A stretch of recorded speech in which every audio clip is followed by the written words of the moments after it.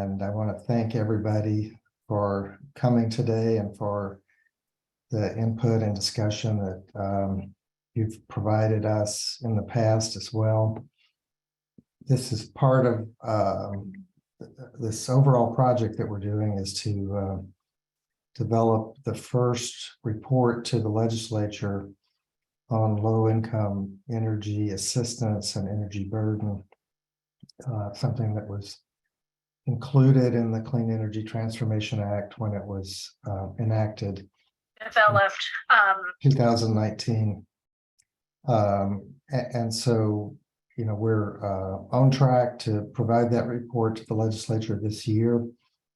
And our draft that Austin Scharf has been working on, you know, we've gotten some great comments already on it, and there's still time to provide additional comments and to kind of help guide your thinking on it and help you to figure out, you know, what sort of comments you might want to offer.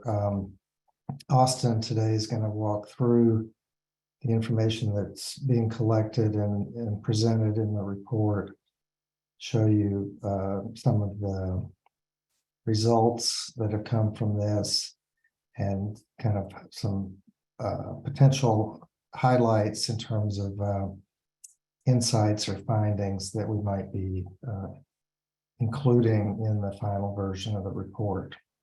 So I look forward to your engagement today on this, and we'll turn it over to Austin to start the program.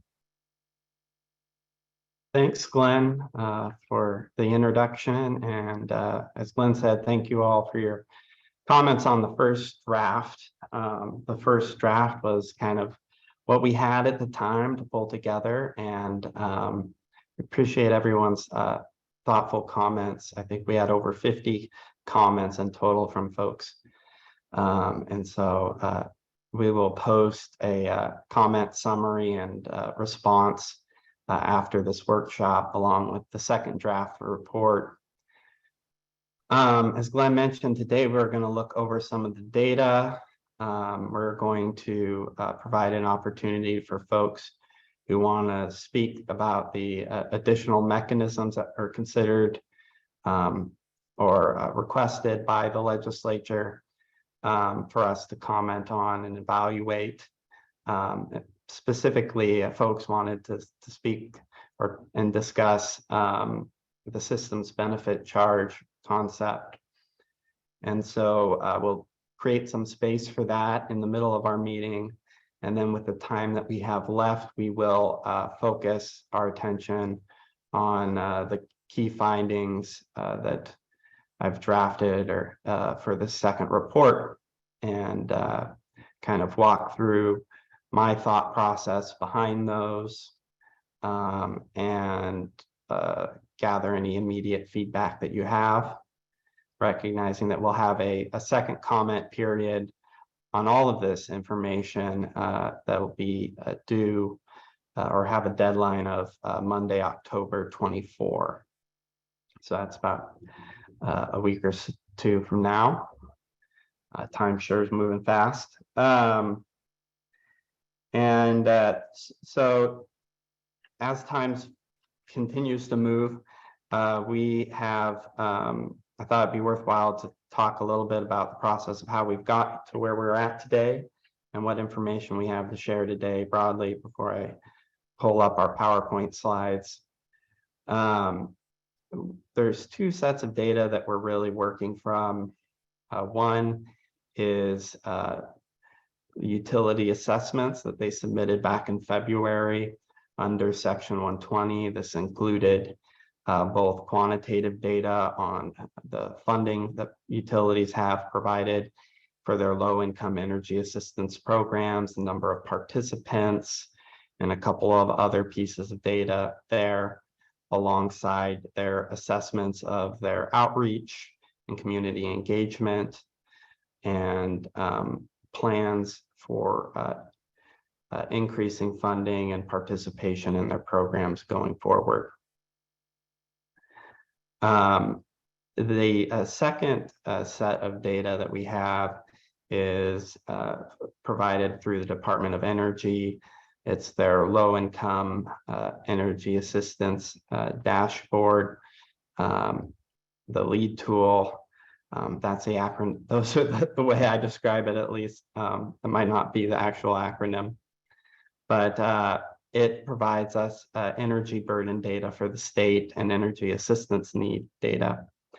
And that data we've held off using so far because we've been waiting for the Department of Energy to kind of give us access to the new 2020 data that they have available.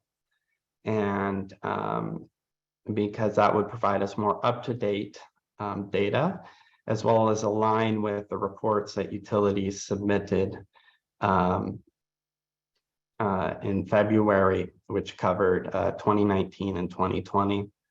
And the prior DOE tool only covered 2018. And so we've gotten access to the DOE data over the last few weeks. We've been working with it, and we have some preliminary data to show from that. As we've worked with the data, we've realized that the benefits of getting the data early also have drawbacks, in that we've kind of short-circuited their quality control process, and they've had a little errors that are just obvious that we have helped, and they've been helpful in help clearing up and getting us the data. So today we'll only look at area median income data, which I believe is a clean data set. We started working through the federal poverty level data set and recognized that it had some missing parts to it. So we will follow up with them. Cleaning the utility assessment data has been a long process as well, where we've had multiple rounds of review, and in that process have also been cleaning. So we're thankful for DOE to also be helping us with their data set going forward. So with that, we'll open up the data. We'll start with a look at the DOE data, and then move to the utility assessment data that we pulled together. I encourage folks along the way to jump in, raise their hand, put in a comment, or just say, hey, I've got a question on this. If for whatever reason, Glenn or I don't spot you, raising your hand or putting your comment in the chat. I plan to move somewhat quickly through this, so don't hesitate to stop me. So here we go. I'm just going to keep this in this mode so that it's easier, I think, to zoom in and zoom out.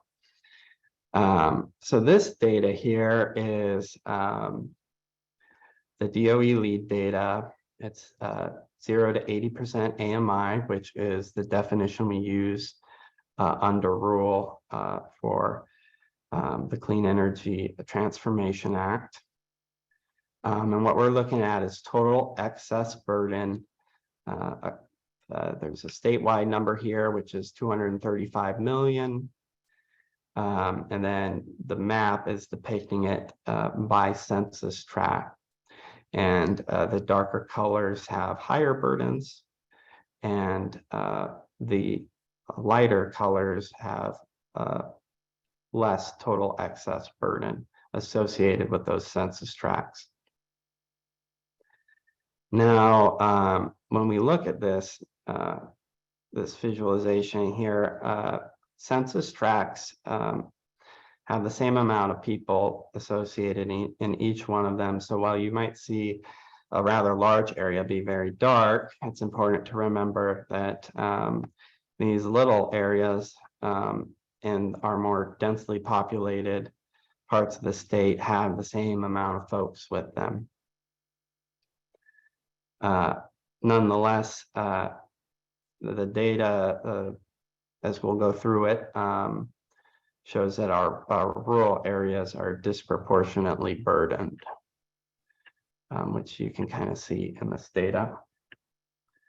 One thing you don't see here, but stands out to me as I look at this data is what parts of the state have tribes in them. Some of our more darkly colored spots on the map have reservations. So we will work to add some of that to this image going forward. Again, this is kind of a draft, and we hope to also do some fancier work with this data. Any questions?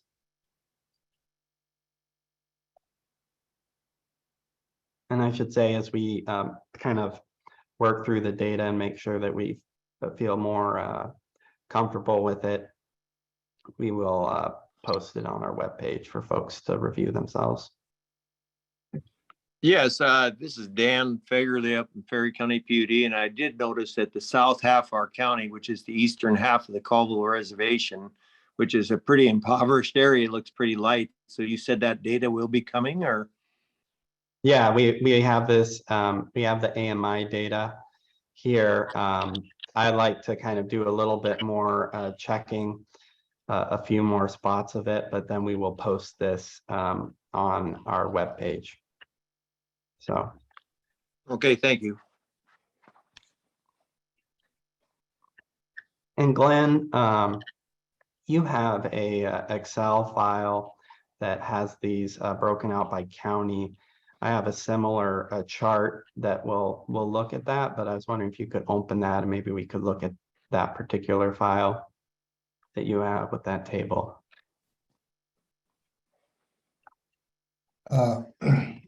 You know, I had not anticipated that, Austin, and it's a very large file and it takes a while to open. Okay. So maybe I could work on that a little bit, and if I'm successful at getting it open, maybe we could circle back to that. That sounds great. Okay. We have something else that I think captures the same thing visually. So here we have the average burden per household, and the average burden is for statewide is $844 per household. As you can see, the track color here is in dollars, and the darker areas of the state on this color spectrum have higher average burdens per household. And when we do have this data up, we can actually post these images on our web page as the ultimate goal, but we'll first probably post it draft versions on Tableau Public. It's a visualization software, and it has a public site that you can go into this data and zoom in and out, see different aspects of it. This is just for the purposes of the report and our conversation today. So that should also be help folks see what data is, what it actually, see a more granular level of the data. So this is percent of households burdened. The color spectrum here is 0 to 60% households burdened, with the darker colors of the state having a higher percentage burden associated with them. Again, what I see here is a lot of the rural areas of the state having a high percentage of households being burdened compared to the more urban areas. That being said, these urban areas have census tracts in them that have a high number of households burdened as well. And a question again from Dan, is Yeah. the energy burden include just electrical burden, or is it all energy, firewood, propane? That's natural gas? Yeah, that's a great question, Dan. And energy burden does include all of those. And the data that we have breaks them out by fuel type. But section 120 is looking at that whole portfolio that's used for the home. So it doesn't include costs associated with transportation. So, the gasoline you put in your car, or, your EV charging.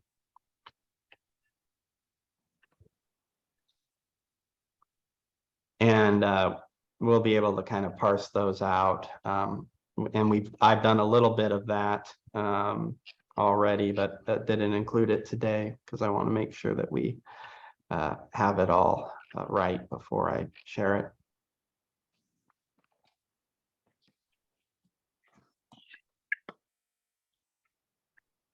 All right. One thing I'll circle back to this total excess burden visualization and the 235 million, and make an observation that the 2018 data that was DOE lead tool had a total excess burden from the state. I think it was 322 million, something like that. And so this is considerably less.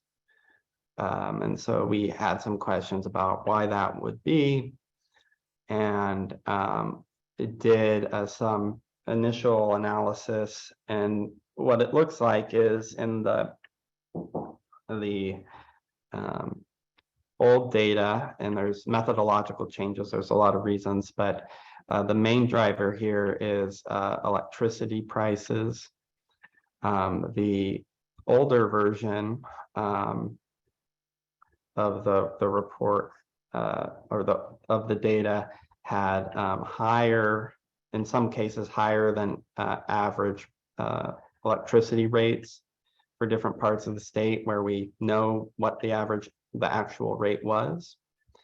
And we looked at the current data, and it seems to have a slightly lower electricity rate associated with it. So these numbers could overall be kind of underestimate total excess burden, whereas the prior version might have overestimated. But it's hard to know, and we should just, this is the data that we have available to us.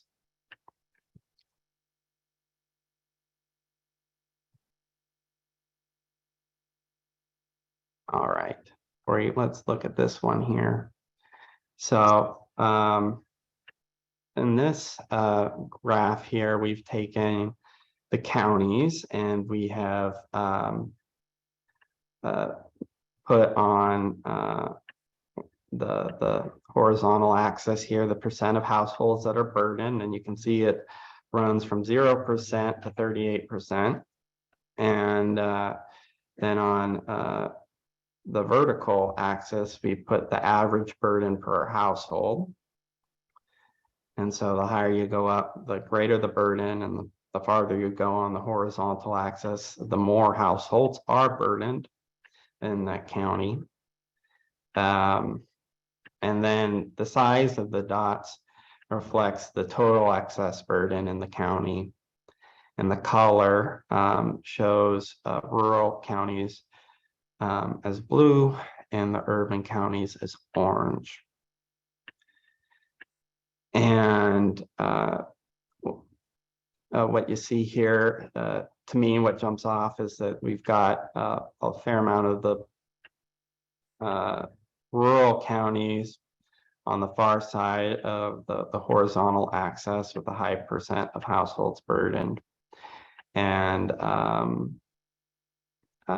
within the range of the urban households, I generally say for the average burden per household, there's a couple of rural counties, Jefferson, San Juan, Okanagan, and Ferry here that are a little bit higher per household burden.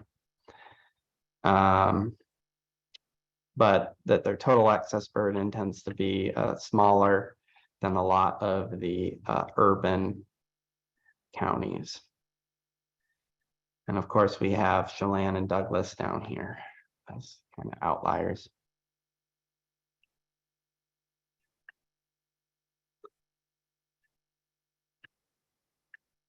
This is kind of a lot to take in, and so I'll pause now if anybody has any questions or observations that they'd like to add or things that I could clarify. Well, Dan, I just wanted to add, like Ferry County, I wonder how the whole total burden was ever estimated, because we have extremely coldest climate of the state of Washington, and a lot of the rural, poor, lower income people utilize firewood or any other means to do it. And I was wondering how you ever captured the value of that. Yeah, that's a good question, Dan.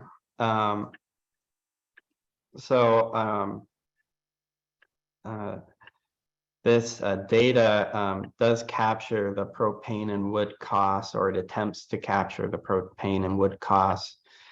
So when the Census Bureau surveys these folks, they ask, how much do you spend a month on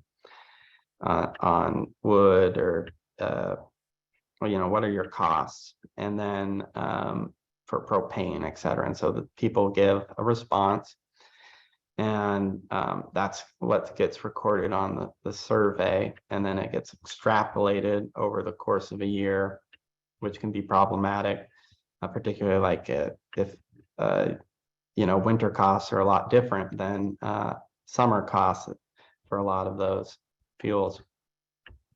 But it provides a guess, and then what DOE does with the data is it compares it to data that it has from the electricity companies and natural gas companies. I'm not sure how they calibrate the propane and wood costs, but they try to make sure that none of them are extreme outliers in the data. And so they work with it some, and then they use the statistical formulas that the Census Bureau uses for its other questions, like how many buildings are in the county, that sort of thing, to come up with the overall county number.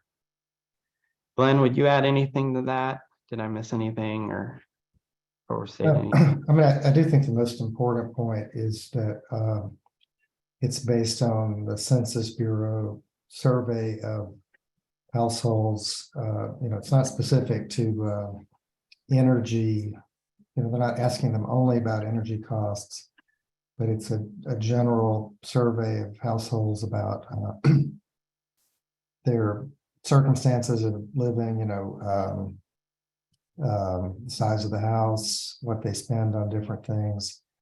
And then the U.S. Department of Energy takes the energy portion of that census data and uses it to kind of reconcile it with what the Energy Information Administration knows about expenditures on different types of energy, to, as much as possible, try to reconcile individual respondents' answers about how much they spend with, what is known about overall spending.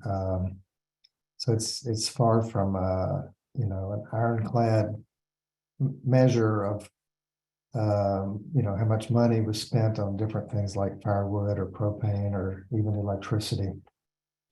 But it's the only source that we have found to try to make an estimate of the overall energy burden for households in Washington. Thanks, Glenn.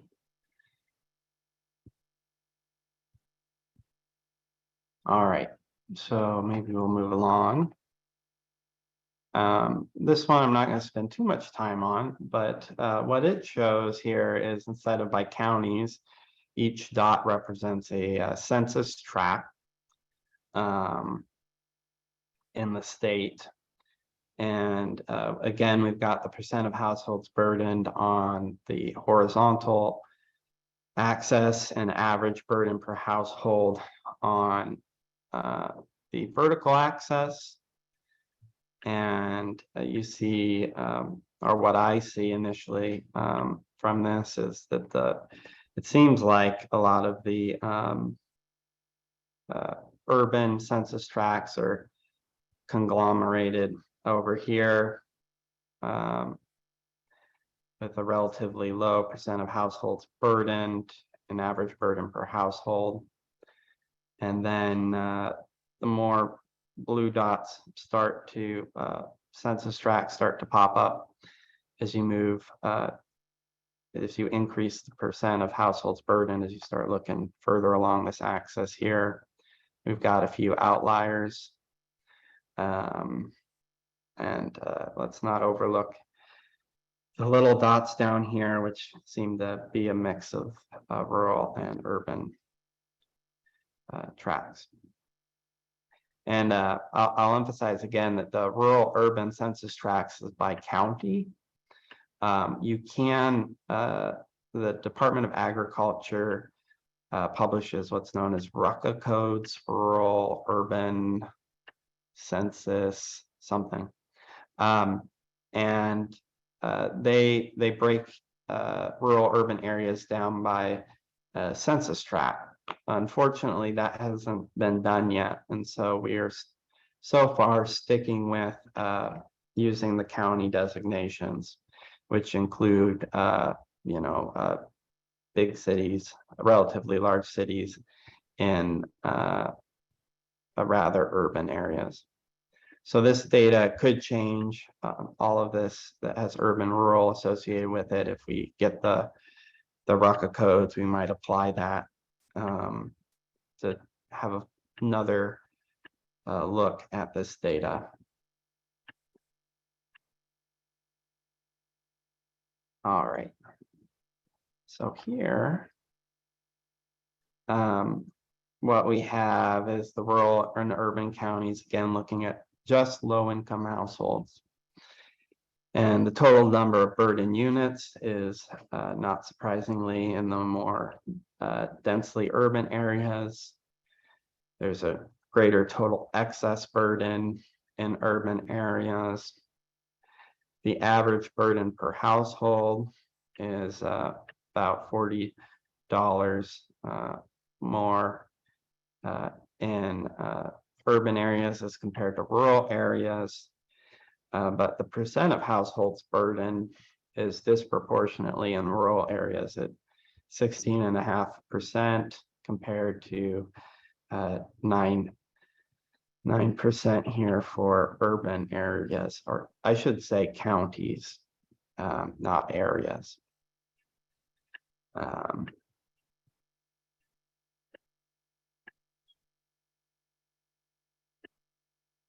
So that provides some additional context here. I don't know if I think we might have two more slides on this, but we're wrapping it up on the DOE data. This was the last slide. Obviously, there's more to this data. We can unpack it by fuel type, by building type, buildings that are owned by the resident versus rented units. There's lots of different ways we can dice up the data. We will, and we were asked to, in the RCW, look at it from a number of angles. The RCW asked us in particular to use building type, fuel type, and a few other categories in our data analysis that is intended to be posted on our webpage and will be posted there when we're done receiving this data and crunching it. Again, the RCW is structured so that we pull a lot of this data from the utilities. However, since a lot of folks don't have this information, we rely on DOE lead tool.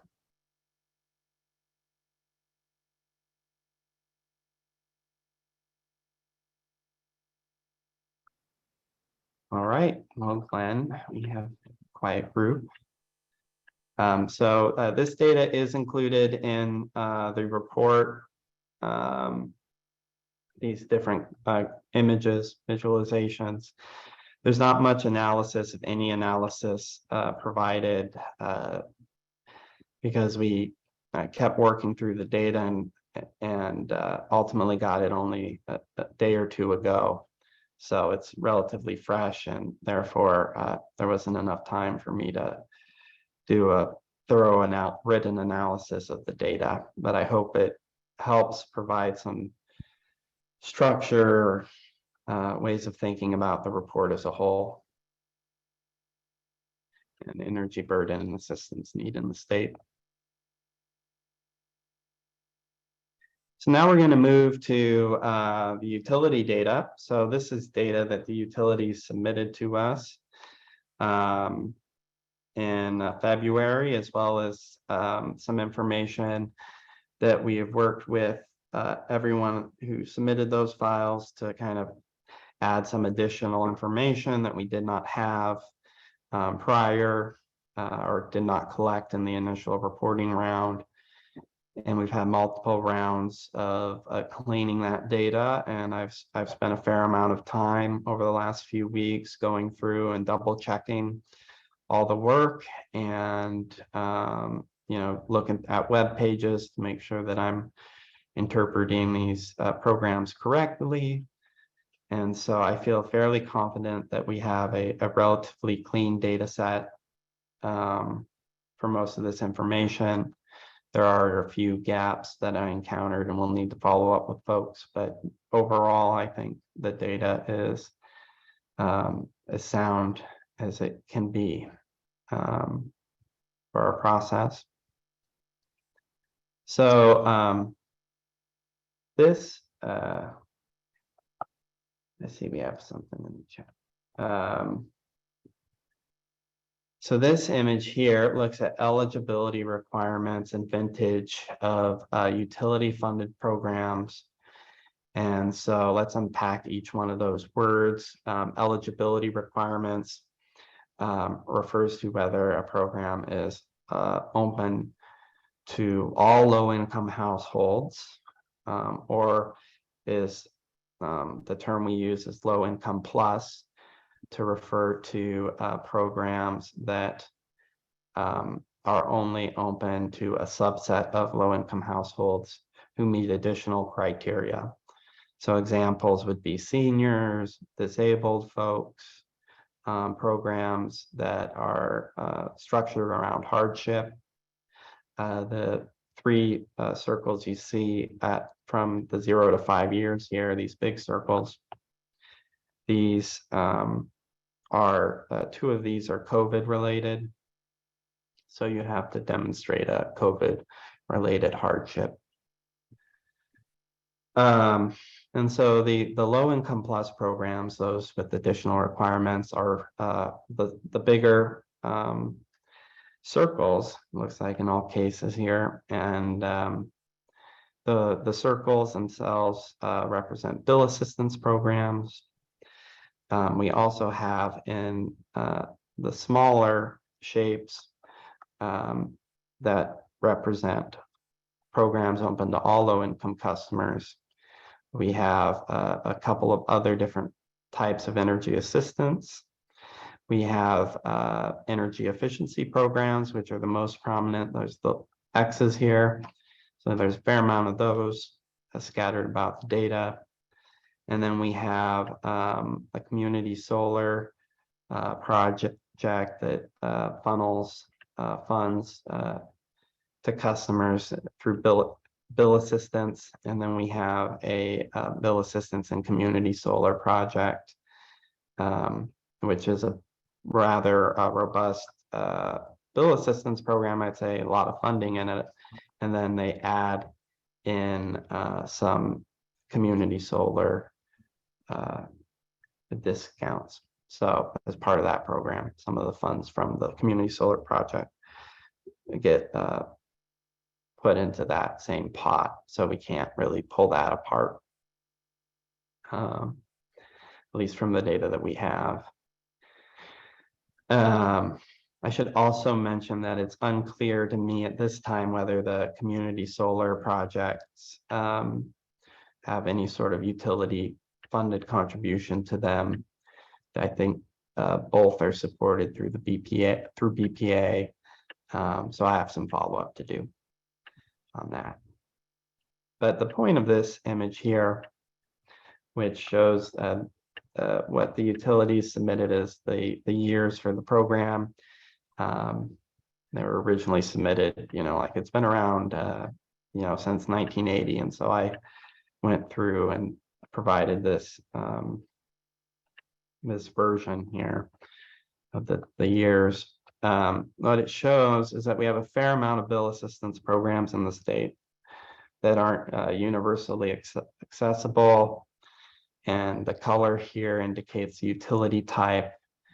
And the vast majority are programs that are offered by our public utility districts.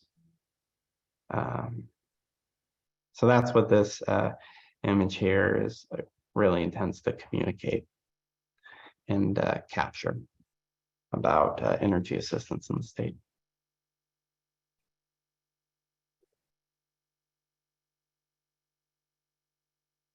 So I'll post the underlying Excel file to this image as well, so folks can dig in and see if I missed something. Look at the data themselves.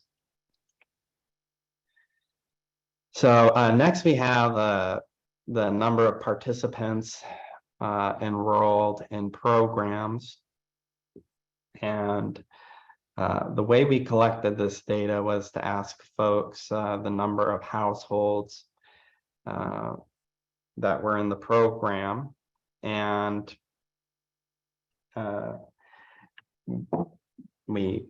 each utility submitted their programs, and the number of households that they calculated were in the programs. What that doesn't provide us is an unduplicated count of households that are enrolled. So you could have like one household enrolled in program A, and it could be also enrolled in program B. So if I totaled those up, I'd be counting that household twice. So what I did instead was provide a range of the number of households that are participating in utility funded programs, and then a range that includes donation-based programs. So basically I would take, if a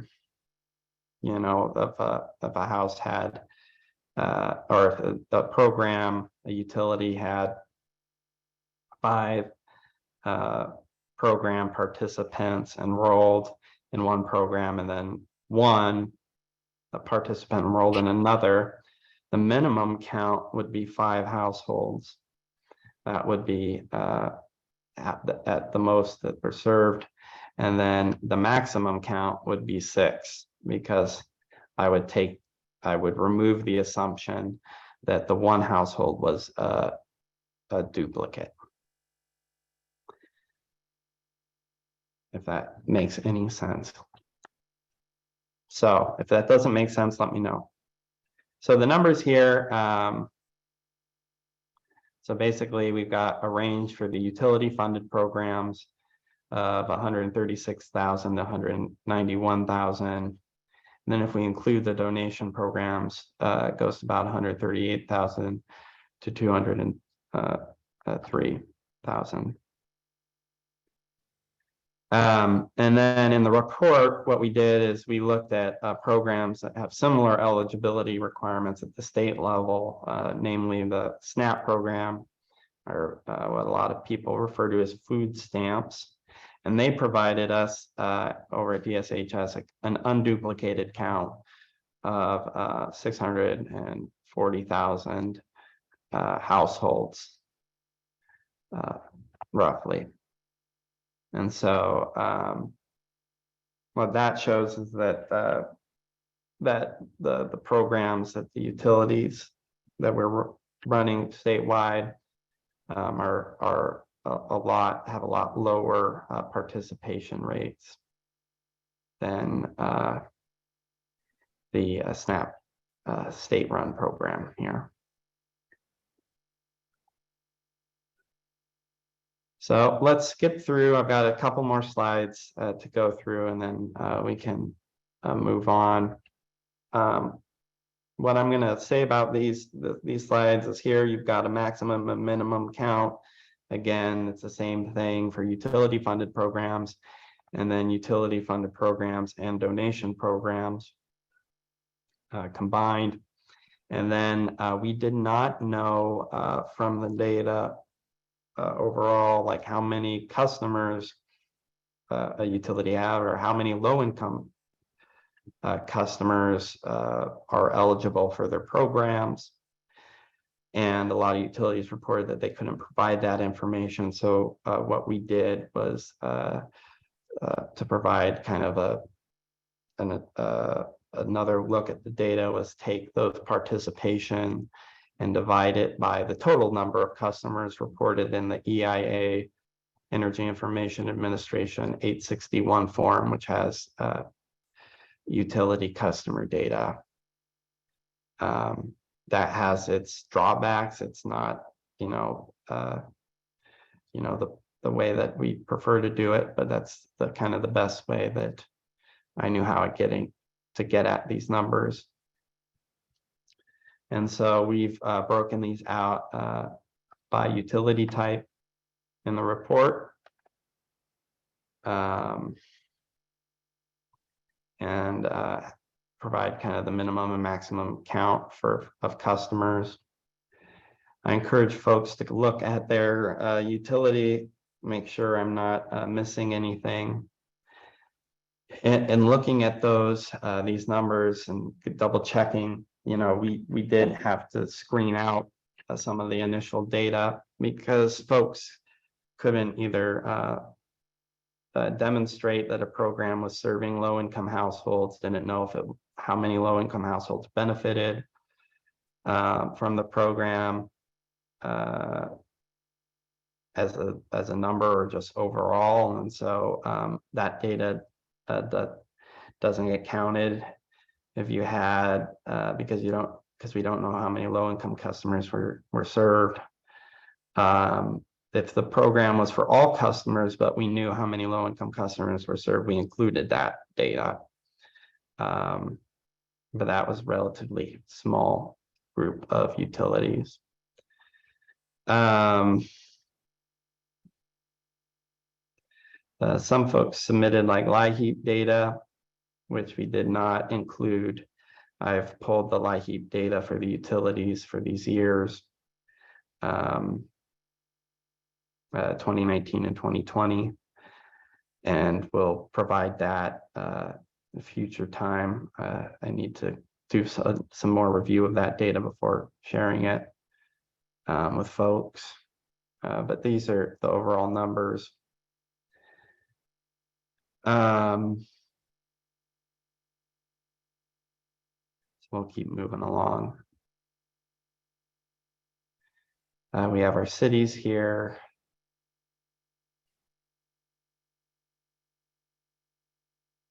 Co-ops. So lots of interesting overall trends in the data that could be parsed. So I encourage you to take a look. So here we have total spending from the programs that were reported by the utilities and that we subsequently cleaned into the data set that we have now. That data set was shared with the first draft of the report. I did a little additional cleaning of the data, but don't believe I changed any of the numbers around for bill reductions and total spending. It was more around whether a program was utility funded or not. Based Austin, on, Julie Kopic has a question. oh, Do you want me to read it, or can you see it in the chat?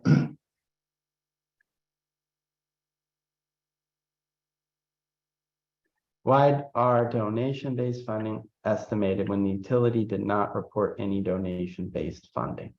Well, that is a good question. That could be an error in the data, and I would encourage you to follow up with me about that if you see that in your data set. So I will again post those, and shoot me an email if it looks incorrect, because this is the time to make any of those changes. I'll put my email in there. That would be, it would be a categorization error. So,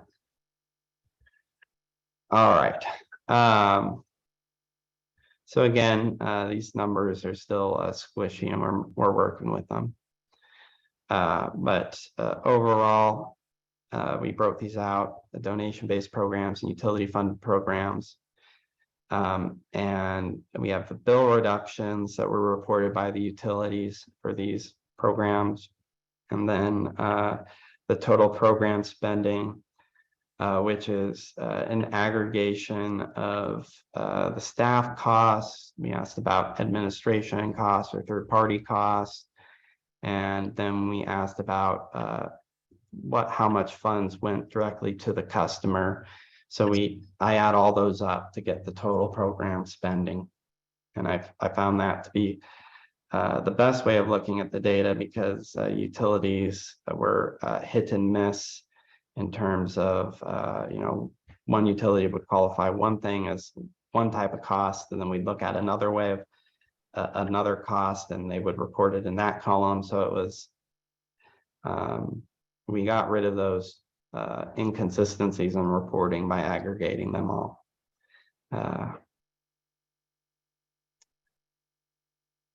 So yeah, at 100 million total bill reductions from these programs, 126 million of total program spending, including both donation-based programs and utility-funded programs.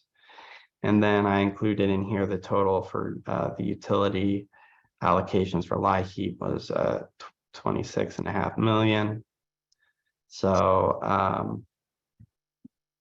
that you can add that to these to see, okay, how much was kind of in this general pipeline, and compare that to our total excess burden of 235 million. And also recognize that the total excess burden isn't just is the difference between their energy bills and 6% of their household income. And so this is just reporting spending on low-income households. So it doesn't mean that we reduced burden here by 100 million. But it does give us some sort of gauge of how much the utilities are putting towards low-income energy assistance.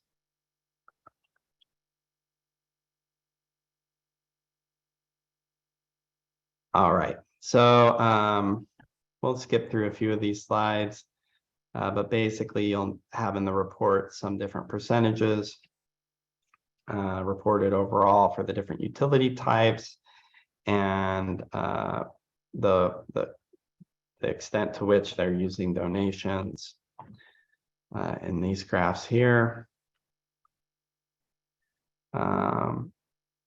Here you'll see it broken down by utility, and then it's organized by utility type. Again, you'll see utilities. You'll see that this is not all utilities in the state, and that's because for one reason or another, for one of the reasons that I mentioned prior, their data didn't they didn't have a program. They didn't have data on bill reductions, didn't know how many low-income households were served. They're not in this set. So that's just something we have to work with. And you'll see here overall that city of Seattle City Light is 49% of total bill reductions in the state, 41% of spending. And then you can see they're followed by PSE, Snohomish, Avista, Tacoma, those utilities. Austin, Simon Fitch has a question in the chat. Oh, thanks, Simon, for your question. That is a good question. Why are donation-based programs included? So, has Commerce determined these count as utility provided for CETA purposes? No, to the last question, the images before recognize that donations are part of the funding mix, that utilities do spend funds to support those programs, but you will see that there's a distinction here between those two funding sources.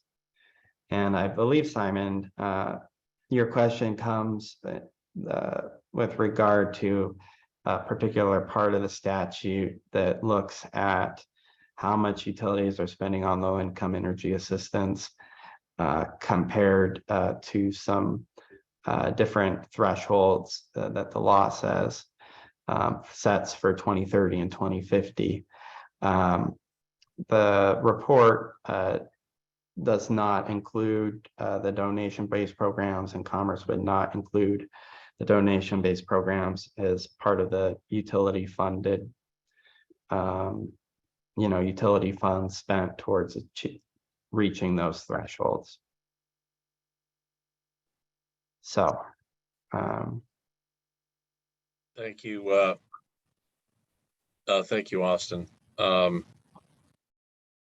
I think the question is perhaps a little broader than that, having to do with the General Section 120 requirement of making programs and funding available, the requirement for utilities to make programs and funding available, and whether donation-based programs are treated as helping comply with that or not. And, I think we and other parties have addressed this in comments, but seeing the donation-based programs rather prominently included here, I thought we'd just ask for a bit of clarification about how you're looking at it here in the report. Yeah, thanks, Simon. So in the report,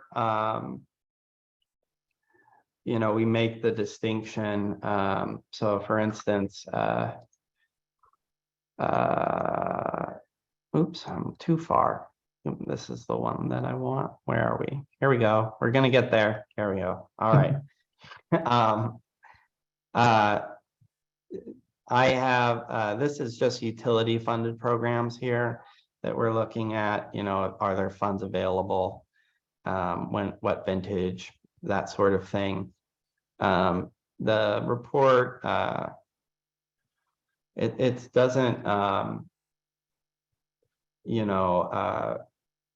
necessarily, our report is like kind of summarizing where the utilities are. It's not a compliance assessment per se, but when I read that part of the statute and think about that part, it reads to me like it's utility funded, and I've drawn a distinction between donation-based programs and utility funded programs in the report. So if that's helpful. Thank you.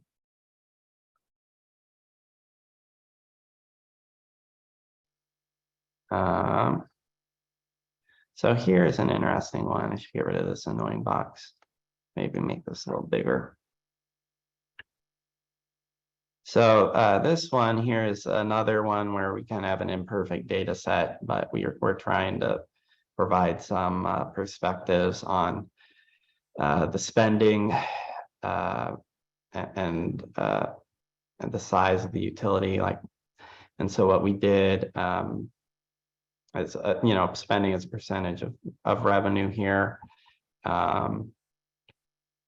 and try and get an estimate of where folks are at along a common spectrum. And so what we did is we took the Energy Information Administration total electricity revenue, and we took the total utility funded program spending, and provided this. It spit out this visualization here, which I find intriguing overall. I wouldn't look into, the report tries to make clear that, the complications with such an analysis.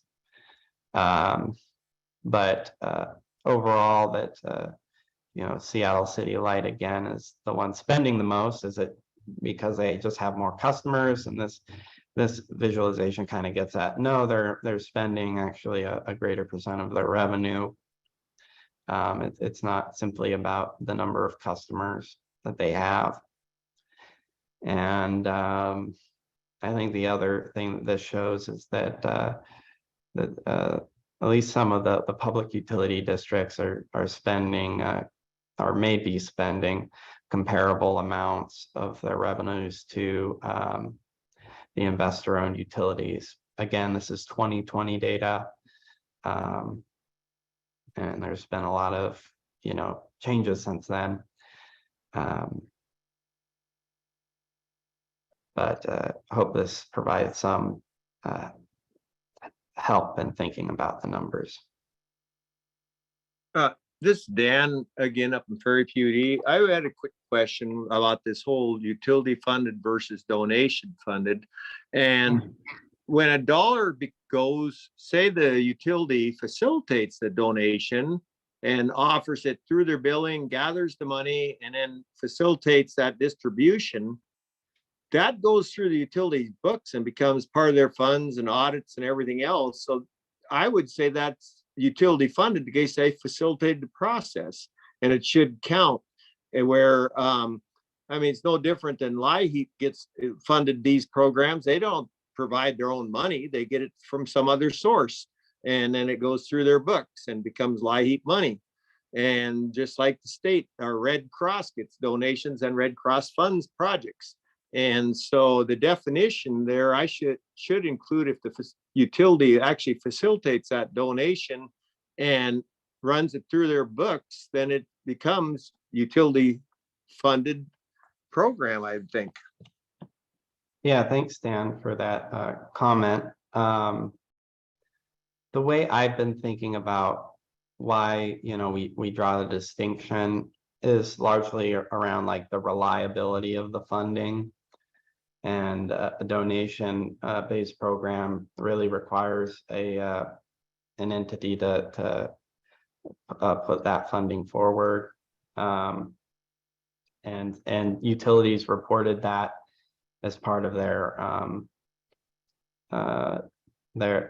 assessments, that these funds are relatively unreliable.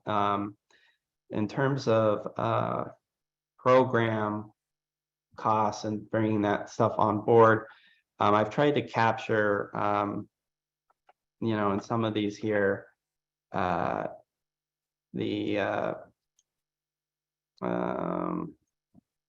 any of these where it talks about like total spending. I try to capture that and articulate in the report that utilities are administering these programs and have these funds, and so I put that in the report. I think when it looks at like a graph like this, if I were to take out utility funded and put total program spending, you know, perhaps there's an argument there that the utility is, you know, putting up those dollars in particular for those programs, and that we could include that here. But I welcome other stakeholders' input on that as well. Or, you know, Glenn, maybe you have a thought on the distinction. You know, I'd be really interested in getting more information, you know, like maybe through the comment process on utility practices. I hadn't understood that those donations were treated as revenue for the utility, and that then they recorded expenses when they paid the, you know, the amounts to program participants. And I don't know that that would make a difference in terms of this analysis, but I'd be interested in learning more about those practices and whether that's how all the utilities are doing it or not. We are trying to give weight to the fact that donation programs reduce burden, while at the same time we're trying to recognize that donation programs are not coming from the utility. At least that's been our thinking so far, and we've heard that from you know, other stakeholders in this process as well. So we're trying to present a complete picture of the information, and if it can be more complete with some additional information about those accounting practices, I would be happy to see that. Yeah, that would be very much welcome. And we see in the comments, Suzanne's saying PSC, they send the funds to the Salvation Army. Co-ops seem to I remember saying a lot of that as well. And some other utilities mentioning that. And then Kelly, how is this representing actual dollars spent or funding that is earmarked for programs? So this data is, the spending data is what utilities reported spending in 2020. So it would be the actual spend for that year is what we were aiming for in collecting the data. And then Simon asked, did you say earlier that you aren't including LIHEAP in this analysis? I would say that we, the draft report right now doesn't have the LIHEAP data in it. But I think folks have kind of asked what that data, how much contribution that would be, et cetera. And I think of the LIHEAP data as not being utility funded, but utilities, you know, that funding does flow through utilities and CAP agencies towards energy assistance. And so having a separate chart or something depicting how much LIHEAP funds were spent in the service territories of the utilities, to the best of our ability to get that number, would be of help, is my current thought, but welcome comments on that. And then I think I said, but I might have forgotten that, you know, we would not, in the same way of the donations, we hadn't anticipated, you know, thinking of them as counting towards the thresholds or as programs. But the funding does exist, so we want to acknowledge that.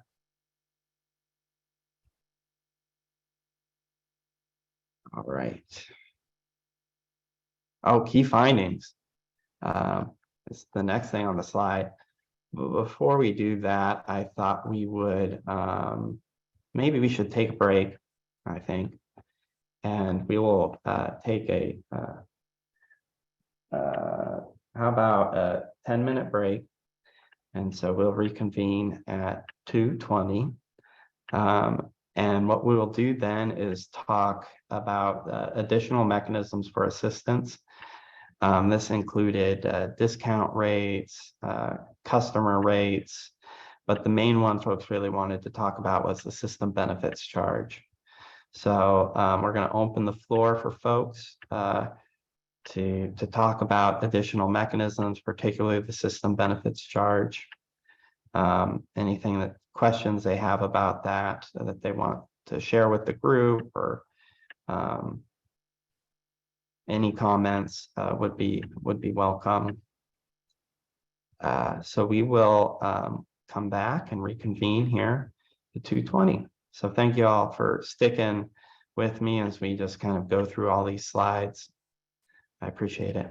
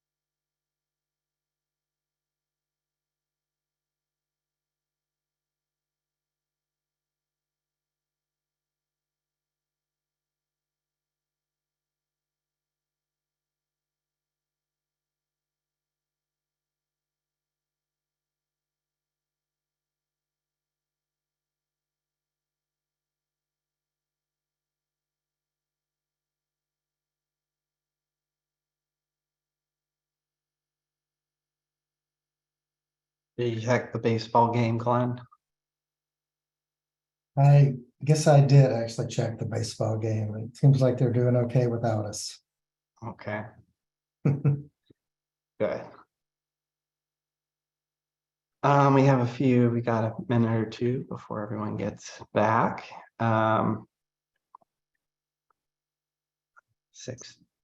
good. Mariners from Jeff. And Carol had recommended seeing Brian Saracen, our LIHEAP director, and he was able to pull us numbers. It's we needed to compile them. He pulled some different sheets for the counties and then has the different utilities. And one of my coworkers helped pull those numbers together. I haven't been able to, for each utility, I haven't been able to look at them though. So I will do that. And then I think those can be, the whole workbook can be shared online. I don't know. I'll have to double check that with Brian, but if so, I will post that and people can take a look at it. And then we have Micah about the 2020 DOE data. So I'm guessing what it's asking about. And that data, I think, you know, I feel pretty good that we can share the raw data with folks and with the understanding that, you know, maybe the workbook that you have, Glenn, for the area median income, we can post that so that folks can take a look at that data. It's very large.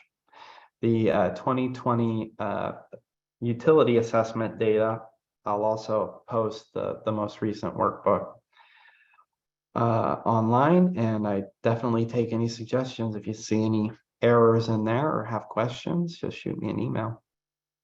I'd be happy to take a look. It's been a long haul since February getting that file into shape. So I really want to try and make it the best it can be. So, all right.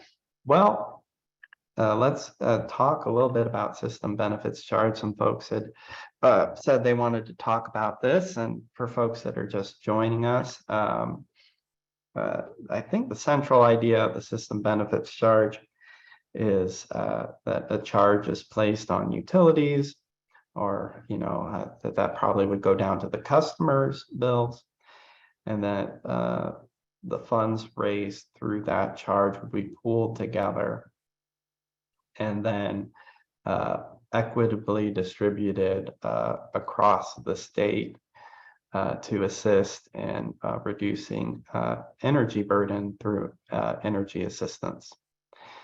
And I think I had an extra prepositional phrase there. It's really for energy assistance, but it could be more targeted to energy burden. That's the central idea. Now, we've talked about it mostly as I described it, being for being for energy assistance, and I think a lot of us assume that that is direct bill assistance, or could be direct bill assistance, and it could be, but the example we've often used to explain this concept is the Oregon Department of the Oregon Energy Trust, which runs energy efficiency and renewable projects for the investor-owned utilities in Oregon, and the investor-owned utilities can also provide run their own programs alongside the Energy Trust programs. But there's also a systems benefit charge in place, I learned, for direct bill assistance in Oregon as well, and that ends up being run through their Department of Housing, I believe, and then it goes out through the CAP agencies is how they choose to run it. But the program can be structured lots of different ways.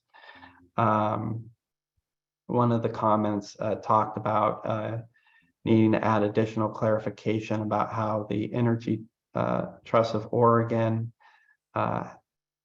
keeps funds that has some requirements that funds that are collected must also, a certain percentage must be spent in the service territory in which they were collected. That percent is 80% for conservation projects. So that's kind of a high level recap of the system benefits charge. I don't know, Glenn, if there's things that I missed, or if they words fell out of my mouth in weird ways that probably could use some further clarification. Or one thing I would do is note that this is specifically called out in the statute as something that the legislature wants us to report back on, along with some other things. It's not, I don't think they're signaling their intention to adopt a system benefits charge, but at least there's some interest in it as a concept. It has seemed to us that the kind of the two reasons it might have some value. One is in trying to make the process of providing energy assistance, to make that experience more uniform across the state, so that similarly situated households would receive a similar level of service, and even ideally, perhaps a similar process for obtaining that service. And then the other aspect of it is to ensure an equitable distribution of the funding requirements for low-income energy assistance. We've heard quite a bit from utilities and advocates about the potential for it being really hard to meet an energy assistance target when the utility might be serving an area of the state where there's a high need already, that trying to take the money out of one pocket and put it in the other pocket may not make a lot of difference, and could then create new burdens for customers who are contributing for that. And so a statewide mechanism like this is a potential way of spreading the responsibility for energy assistance more broadly across the state. So anyway, those are kind of two basic insights that we've developed in looking at this. And then finally, we're not intending to recommend that the legislature adopt this, and we're not making any recommendations on the alternative mechanisms of delivering energy assistance. We're responding to their direction to report back on this as a possibility, and we would look forward to working with lots of stakeholders and legislators and exploring this going forward over probably more than one report.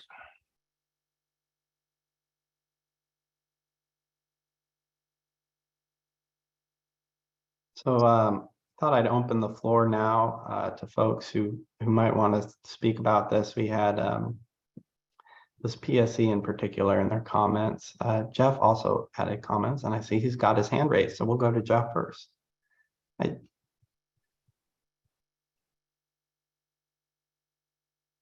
I'm not able to hear you, Jeff, if you're talking. Can you hear me now? Yes. Okay, perfect. I apologize.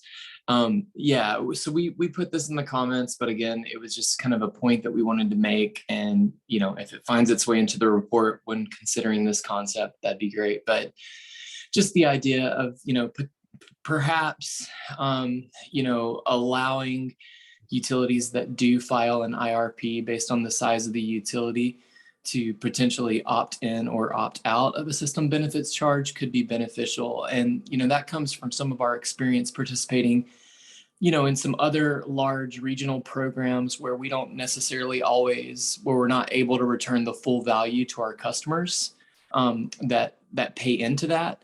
And so, you know, some of the concern with the system benefits charge is similar in the sense that, you know, if we're obligated to pay in fully, but our customers may not get the full return of that investment, that, you know, that may be more limiting to us than it would be beneficial, given our ability to perhaps self-fund assistance programs. So just something to think about, that maybe the system benefits charge could be scalable based on the size of the utility. Yeah, thanks, Jeff, for that comment and clarification. I tried to capture a fair amount of the comments in the report. The IRP portion of it, I was seeking clarification from you guys in that, so you won't necessarily see that in the report, but we'll make sure to get it in there. Dan's got his hand raised. Yeah, thank you, Austin. Yeah, this is Dan again from Ferry PUD. Several points we want to make, like our PUD, through your guys' analysis and living here for 40 some years, it's one of the lowest income places in the state, and we have the lowest, sparsest population per mile almost of any electrical utility. And so when the analysis came out, the burden on each of our remaining customers, because almost 40% would qualify in the end when full requirements go into effect in 2030. And it would put a burden almost 12 to 14 times higher per ratepayer than what would be King County. So a mechanism like this, it would equalize, because it's a state law passed by the state. But yeah, it could have huge local burdens here on other ratepayers, because it'd be a spiral of almost death, because we'd have to raise the rates tremendously. And that would push more people over the 6%, and more people would have to be qualified, and then more rates would have to be raised, and it just continually go. And so something like this would at least make some type of state subsidy of those areas, because the states put this law on and in place, and it could have devastating consequences, because there's a lot of our low income people are real proud. They may be on retirement or Social Security living. I know several elders on Social Security would never take a handout from the state or subsidy or ask. They'd rather suffer. I've seen elderly people shutting their heat off and being cold and shivering because they want to live within their means. And so to me, I don't want to have to raise their rates up tremendously. And even though technically, yes, they probably would qualify, they would never do that and never take that handout, because they're proud that they are taking care of themselves. And so some system and mechanism like this would statewide to help subsidize those parts of the state that are real low income and have a high need put on place by this statewide law would be welcome. And also some other questions we come up with is, how does paying for others' excess energy burden encourage conservation? Because I've personally witnessed many times where people in public housing, other ones, leave their lights on, leave their yard lights on all day long, and because somebody else is paying the electric bill. And so in an age where we want to conserve, isn't it going counterproductive? Because once people reach this threshold, if there's funding available, and that's just a question for the law, I guess. And the other one that just doesn't seem right is the electric utility customers having to subsidize propane, wood, or fuel oil, or other ones customers who are actually a carbon burden, or maybe possibly a greater carbon burden. They're having to subsidize that. So anyway, that's just some comments. So thank you. Yeah, I appreciate you providing your thoughts, Dan. And I think there's a lot there. The one thing I would note in the report, and that for folks to consider is the system benefits charge could be applied broader, and so it could work to alleviate burden for all of those different fuel types potentially.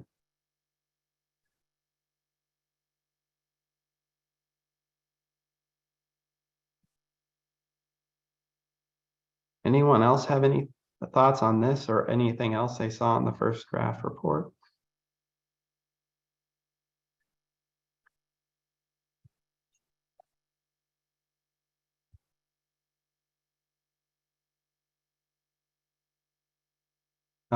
I wonder if any of our investor-owned utilities who operate in Oregon, we have anyone on from like Avista wants to share any thoughts on the program.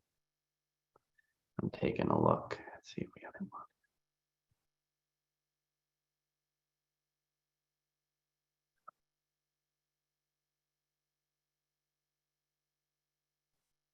Oh, Charlie, you had your hand raised.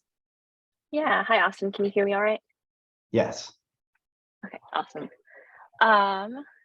So just a few general thoughts still on the systems benefits charge. I think that it has value in that it can push energy efficiency and weatherization, which are forms of energy assistance. And one thing that we called out in our joint comments, and by we here, I mean NWEC, Spark Northwest, and Front and Centered, is how crucial it is to discuss bill assistance, energy efficiency, and DERs as equal forms of energy assistance. So we think that a systems benefits charge could be a mechanism that could do that.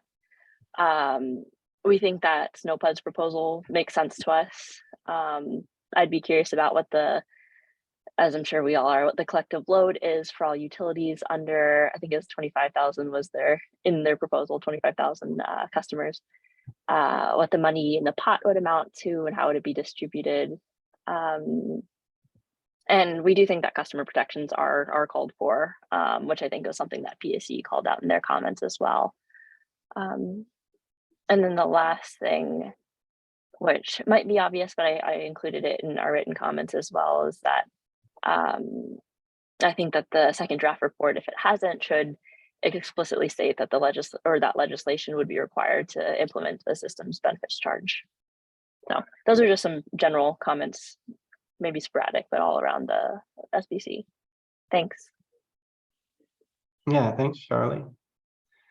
I would be interested in hearing from Jeff if he's willing to, and the PSC folks who raised the customer protections concerns about keeping funds in the service territory. If there's I think when I read the SNOPUD proposal, one of the things I think just about it, analytically, is that it would, I think that one of the main goals is to, share resources, and that maybe opting out of a lot of the big players would kind of defeat perhaps the purpose of the systems benefit charge. But Austin, Hassan has his hand up. yeah, Hassan. Hey, Austin, I guess my thought on the systems benefit charge is first establishing whether it's needed, right? Right now, if we had a minimum standard for energy assistance programs that are run by utilities and all utilities could meet that minimum standard, then I'd say we don't need a systems benefit charge. If the only way that the utilities could meet that standard is by raising rates substantially or necessitating a big impact to their customers, then I'd say yes, well, we need a way to equalize that a little bit. And then right now, I know the IOUs have a maximum standard on their energy assistance programs. So, you spend up to 5% of your revenue requirement, and that's it. But there's no minimum kind of guardrail on that. The other thought that comes to mind is also that the devil's in the details with these kinds of things. So are we talking about something that would have a scale as big as LIHEAP, where it's a big funder of energy assistance across the state? Or are we talking about something just at the margins, where maybe the few counties who are really small with a small customer base, but a high level of poverty, these are the ones we really want to take care of. And to me, the latter of those, so I think just not trying to make a huge thing that tries to replicate or replace a lot of existing programs, but instead really focusing on the gaps. That would make it, first of all, even if Snowpod and PSC and everyone opts in, it would be such a minimal impact to their customers. A few cents off of every bill that would go to help these really small public utilities. So I think that thinking about scale and thinking about, do the utilities really need that push to get to that minimum level of energy assistance that they can make available for their customers? Thanks, Hassan. That's helpful. Jeff, got your hand raised. Yeah, I was just going to kind of respond to the prompt before Hassan, maybe to just give a little bit of a clarification of kind of the perspective. And I appreciate Hassan's comments as well. And I think what I would just say is, I think one example is the piece where, at this time, one of the things we fund through our rates that we purchase when we purchase power from BPA is conservation. And then we have to go through a process by which we are reimbursed from BPA for the conservation that we conduct in our service territory. And oftentimes the return rate for us is somewhere between 60 and 70% of what we pay in rates. We do additional conservation that is part of our EIA, Energy Independence Act, compliance with the state as well, which is usually over and above what we pursue for reimbursement from BPA. I use that only as an example to say, I think some of our tension around the idea of, participating fully in the system benefits charge is, at this point, when we do more conservation than we can be reimbursed for, or at the equal rate to which we're performing the conservation through BPA, that presents a bit of a challenge for us when we think about returning, the investment for all the ratepayers that are paying in on that. And so I think our concerns about the system benefits charge would be, we don't want to construct something that is similarly administratively difficult for us to kind of demonstrate the full value to all of our ratepayers, if that makes sense. We certainly don't want to, not necessarily support the state program and that sort of thing. But again, I think the idea is we want to make sure that, it does return the value to ratepayers, both our, low income ratepayers and then all ratepayers that would sort of be participating in funding that, right? And then the other piece is just a big part of public power is the idea of, local control, local autonomy. We've got our publicly elected board that sort of helps us set the parameters of how we conduct the business. And I think, that's something that we kind of always want to advocate for, is when possible, having as much flexibility and broad ability to kind of programmatically implement the law according to kind of our local customer base and to make it make sense for our customers. And not to go on and on, but our territory is very diverse. When we talk about rural and urban splits, when we talk about, owners and renters, there's a lot of different ways you can slice our geography. And, the concern is a state program may be too large and broad to give us the ability to fully, meet the unique use cases and the ways those customers' needs might need to be met. So it's probably way more context than you needed, but you said if I wanted to say something, so I thought I'd say a little more there, and now I'll get back on mute. Well, I appreciate it, Jeff, and I also just in general with the comments that folks submitted, I was really thankful that folks went into detail and provided their insights there, that the additional context is helpful. So we have, I think Brett had his his or her hand up.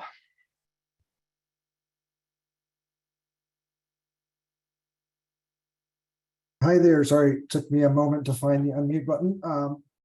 Brett Rendina with Puget Sound Energy. Thanks, Austin and Glenn, for coordinating the discussions and all your work on the draft report so far. I think, to be somewhat concise, philosophically, we agree with a lot of the comments Jeff just made.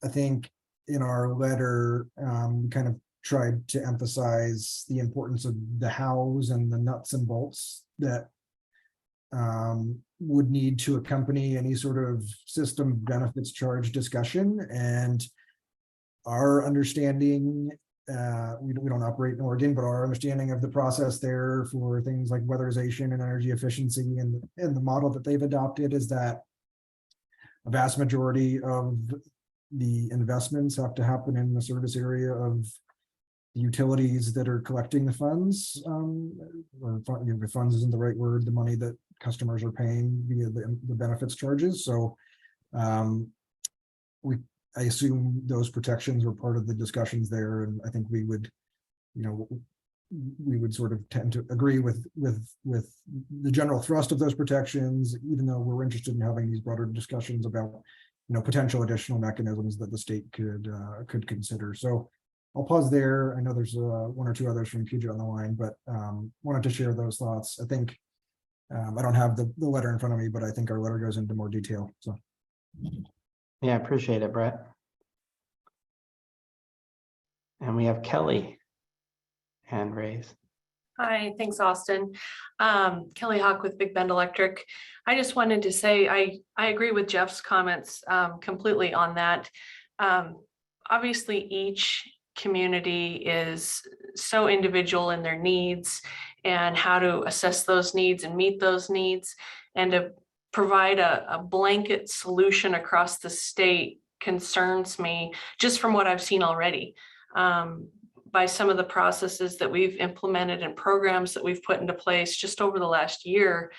I don't know, at least for our area, which is a rural area, Eastern Washington, I don't know that the funding is even the issue. I see already where we set aside a sizable chunk of funds, in my opinion, and it's barely been accessed, and I've advertised and marketed across all avenues you can think of. I mean, we're all but trying to drag people in here to take advantage of it. And so for our co-op, I don't see that the funding is necessarily the issue at this time. It's getting people to take advantage of it. I don't know if other people have found that to be the issue as well, but also agreeing on Jeff's point of, well, us being a co-op similar to the PUDs where we believe in local control and we're a not-for-profit. So I kind of feel like we're going backwards here on legislation where we're a not-for-profit co-op. So our whole goal is to keep rates as low as possible anyway, and keep our costs as close to rates as we can. Any revenue that we receive over and above that goes back to our members already. So low income members, they're benefiting by keeping these costs low. The more legislation we keep instilling upon them, it's forcing us to raise rates and just hurting them in the long run. Thank you. Thanks, Kelly. Those comments. Hassan, got his hand raised. Yeah, great comments from Jeff and Kelly. I guess my one last thought is that other than the Energy Trust of Oregon, I mean, there's a couple of other models to consider, right? So there's the various clean energy funds, different parts of the country. The Portland has one that's pretty popular these days, but the idea is that it's again, a few cents of the bill, and it's purely for funding, providing funding. Now, if, like Kelly says, in a lot of these areas, funding is not the issue, then we shouldn't be doing a systems benefit charge. The other model is something like the Connecticut Green Bank, which is more involved. So this is both funding, but also provides technical assistance for the utilities to be running their programs. They don't run the program, so they're not like the Energy Trust, but they provide additional assistance to the utilities to be able to run the program. So there's a spectrum. You could just provide money, provide money with some technical assistance, or it could just do the whole shebang as a program implementer. And I think just maybe even just explaining that to the legislators and saying, hey, these are the options, like where on the spectrum should we be if we decide to do this. Yeah, thanks, Hassan. And for everybody who's shared their comments so far, and for the written comments as well. And take a look at the news section when we post it here after our workshop, and make sure that those comments are summarized there as well. One welcome further feedback. You got Dan. Yeah, thanks, Austin. This is Dan. Yeah, just to follow up on the last few comments. One of the things, though, what I was thinking is we want to actually, in this age of climate change or whatever is going on, encourage electrical switchovers and other things. So if I could just wave a wand, we'd take some of the carbon tax money that they raised past a year or two ago, that's going to raise millions, and utilize some of that to cover some of the costs in these rural areas that have high population, low income, and subsidize only electric rates, because that encouraged people to get off the polluting and climate unfriendly heating sources.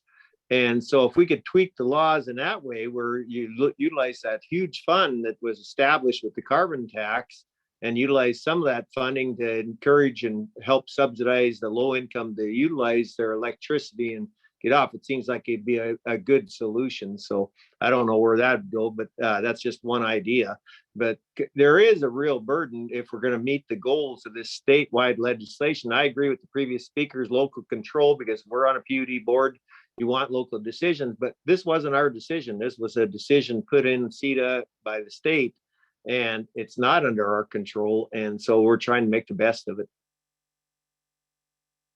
Thanks, Dan, for those comments. There's also in the Climate Commitment Act, I'm not all too well read on it, but there's the last section in that bill looked at what we are going to do about propane use and fuel oils for like home heating and housing, and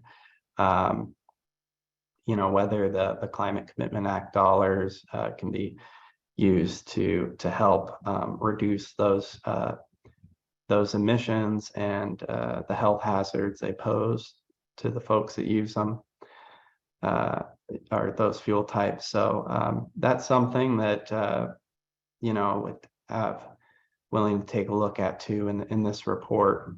So would welcome comments from folks. On those sorts of ideas.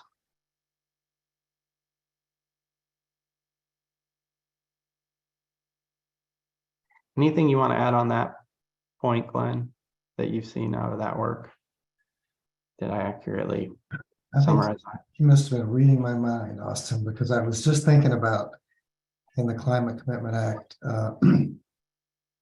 the electric and gas utilities will receive no cost allowances under that program, with the purpose being to mitigate the cost of compliance with the cap and invest program for their customers.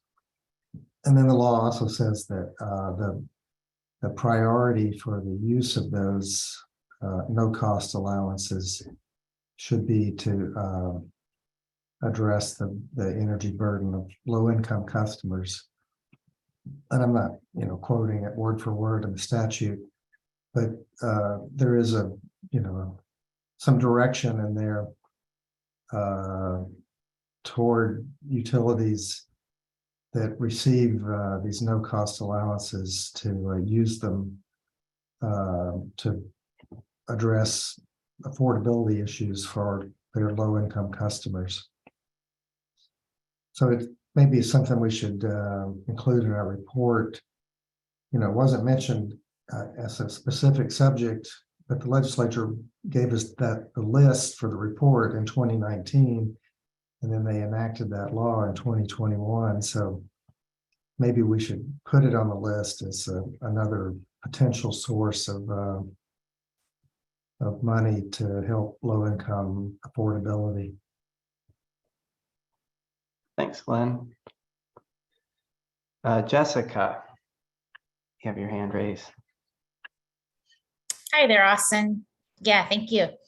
Jessica Zano with Puget Sound Energy also. Glenn, I appreciate your comment. I would just ask, and I know that you guys will because you're very diligent, but I'd ask that you carefully, read the language that talks about mitigating or eliminating cost burden of that specific program itself, of the Climate Commitment Act. And just, call that out in your analysis of that quote unquote funding source. Thank you. I appreciate that, Jessica. That makes sense. And, we'll write something up and then share it with people and see if they feel like we've captured the subtleties. Sounds great. Thank you.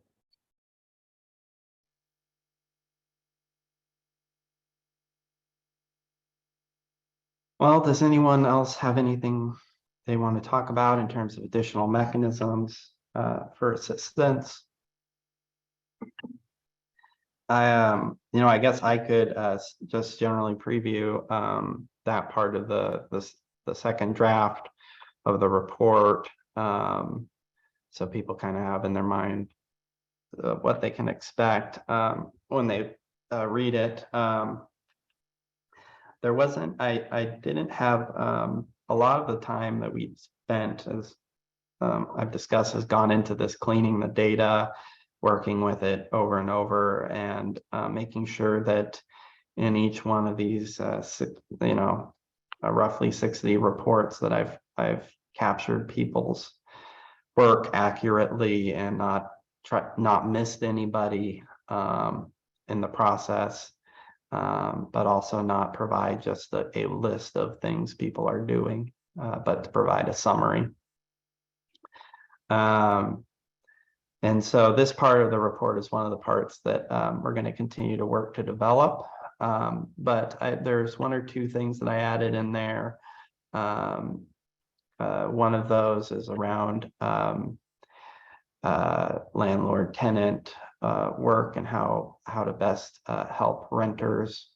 And that really just draws on an example that Tacoma Power provided in their assessment. And so I wanted to share that with folks so that they could see that. And a few other items. So we will share that. It will be posted on our webpage. Our CETA Energy Assistance, where this Zoom link was posted. Anyways, so that's the general overview of what the section will look like. It's still very much in need of some work, but appreciate the people contributing to it, and hope that folks continue to put comments on the section in the second draft. So well, if we don't have any more comments on additional mechanisms at this time, we can look at some key findings. These are draft findings in the report. So these are, of course, developed through reviewing the plans that folks have submitted. It's come through many conversations I've had with our Energy Assistance Advisory team, with the folks on this call as part of our public workshops, and just other observations we've made through looking through the data, as well as some national studies that we draw upon in the second draft report, and other utility Washington Pacific studies that we were able to find that help illuminate these issues. So the first one here is just a recognition that energy burden is a significant problem, and it affects many parts of people's lives. And there's tons of national studies that dig into this. In our report, we talk about a handful of those, and cite a ACEEE report that does I think, a quite a good job at reviewing the literature. So we just wanted to highlight the importance and the weight that energy burden can carry on folks and communities. The second bullet here is Washington has many entities with often different and competing priorities providing energy assistance. I'd like folks to weigh in on this one, weigh in on all of them, but this one in particular. Through my conversations with folks, it seemed at different times that the many different actors in this space, from the electric utilities, natural gas utilities, the folks that provide the program support for not only the utility funded programs, but for the federally funded programs, for state funded programs, administered programs. There are often many across many different service territories. There's lots of different things happening, and it's a very complex system to untangle at the state level. And that's what I'm trying to get at here. So I welcome thoughts on all of these and how we can make them better. And I'll go through the next two, and then we can just stop and talk about them as a group. So the other one, the next one here follows from our analysis that we reviewed today. Energy assistance need exceeds current funding levels for low income energy assistance programs. Should be added in here.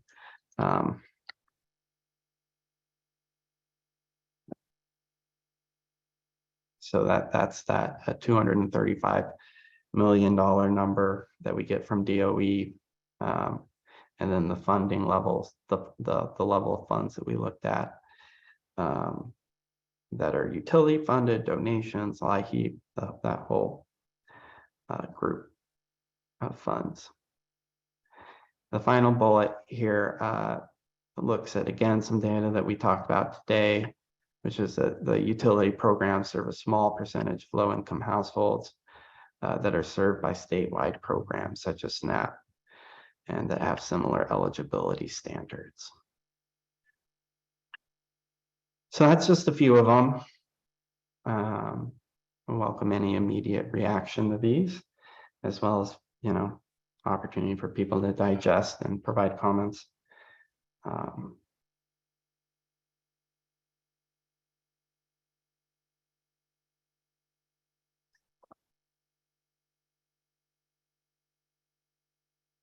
Hassan has raised his hand. Hassan. Yeah, Austin, I think these seem good to me. They seem to reflect what was in the reports. I mean, the one thing that I potentially add is that Washington State has the utilities are doing a really good job keeping rates low. So energy burden really, if you put it in the grand scheme of things compared to other regions or states, it's not as big as of a problem as in many other areas. To be more precise about it, it's a concentrated problem. So there's 10 to 15% of customers who experience it, but it's not an issue for the vast majority of customers. So I think framing that in maybe the more of the national context might be helpful. Yeah, thanks for that insight, Hassan.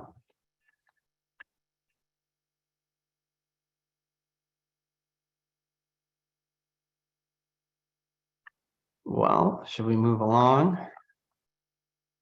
All right, we'll go to the next one. We can always come back.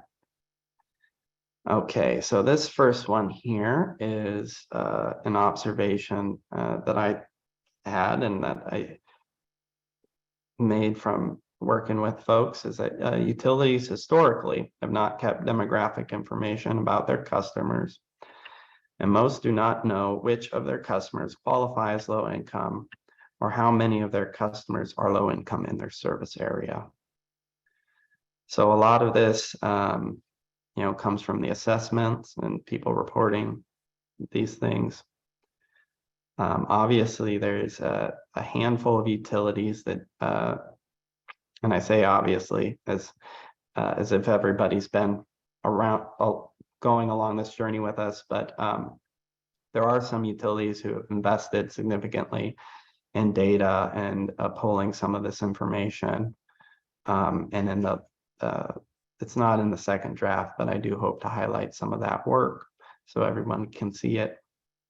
But overall, again, and historically, I believe this to be a true statement here. Utility funded direct bill assistance programs are not universally available to low-income households in Washington. This is the observation from the visualizations earlier in today, where we saw the low-income programs, the low-income plus programs, those with additional criteria, and that there are not utility funded direct bill assistance programs in some of those service territories in the state, and a fair amount of them. There may be donation programs, there may be energy efficiency programs, but it seems like there's a fair amount of the state that does not have the utility funded direct bill assistance programs.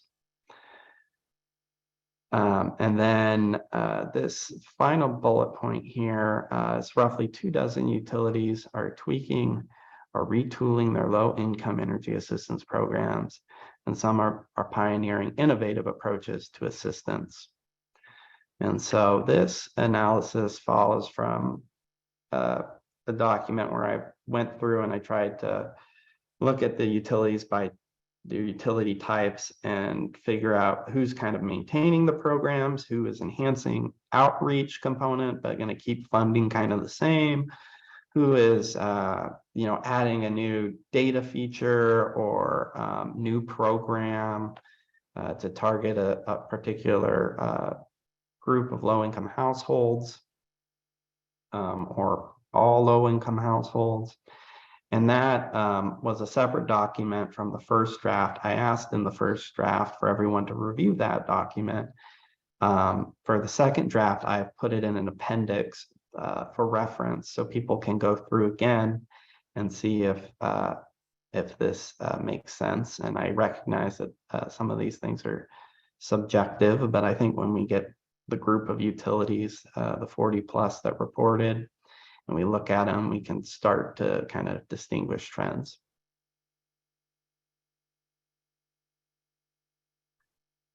Yes, Simon's got his hand raised. Hi, thank you, Austin. Can you hear me okay? I can. I just wanted to jump back to the first bullet point, kind of a minor clarification perhaps, but it seems like you can break out there's sort of three concepts there about demographic information. I think the first two seem to hold true, but the last point, how many customers are low income in the service area, it seems to me that at least the impression that I'm getting from all of the data that we have available to us, including some that you've discussed, is that there is actually quite a bit of data available to the utilities and everyone about the demographics within counties, within census tracts, so that utilities can have a pretty good sense of the low income or the income demographics of their populations. And so I thought the final statement might have been a bit superseded by the some of the data that's now available from places like DOE, from the census, etc. Yeah, I appreciate that comment. And when I put this together, I kind of thought about it the same way. Why I ended up with that last part there after the or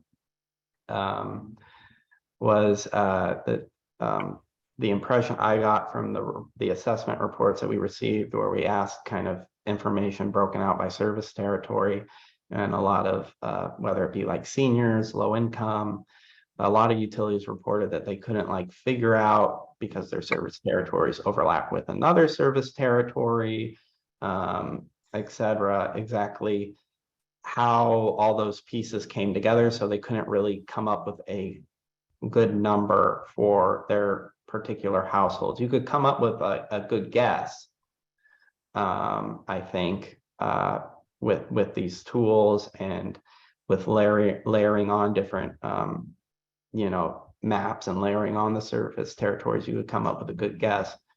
But I think my understanding is that a fair amount of utilities struggle with this today, and in the past they've also not kept track of this information, which has made it difficult in this initial round to understand like the percentage of eligible households in their territory that qualify, or just how many low-income households are out there in their service territories. So I think if the question is, if this is like, could they figure out? I think with resources, like some of them might not have the in-house resources, is my understanding, but this could be figured out, and maybe Hassan or somebody who works regularly with data can talk more about that, or even the utilities. So I welcome comments on that, I guess is the short answer. Thanks. I guess I understand where you're coming from on that. I mean, we do have experience with the IOUs have figured this out to a large extent. They've been able to do low income needs assessments. But I take your point that, maybe at least it's challenging for utility to do that in some circumstances. So thanks for your answer.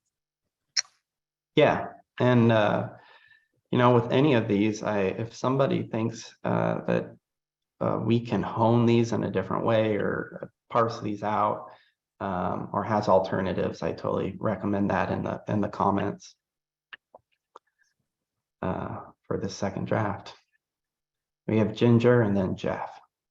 Yeah, Austin, thank you for the key findings, and for the population we serve have disabilities. Very often is that if they don't know where to ask for help, then they, not only themselves who have disabilities will have challenges, but their household family caregivers actually will likely to trade their food for energy, or trade for the rental assistance, all those kind of things, because this is part of the social determinant for health, right? It's not just only we are talking about energy, it's correlated to the well-being altogether.